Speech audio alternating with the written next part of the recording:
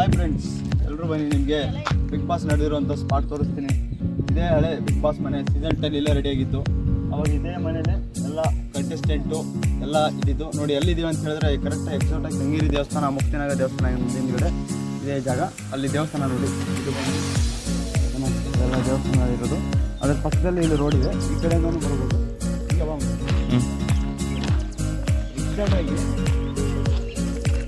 ಆ ಮನೆ ಇದೆಯಲ್ಲ, ಅದೇ ಮನೇಲೆ ಕಂಟೆಸ್ಟೆಂಟ್ ಇದ್ದಿತ್ತು, ಓಕೆನಾ. ಅದ್ರ ಪಕ್ಕದಲ್ಲಿ ಸುದೀಪ್ ಅವರು ಸಂಡೇ ಬರ್ತಾ ಇದೆ ಮನೆ ಅದು.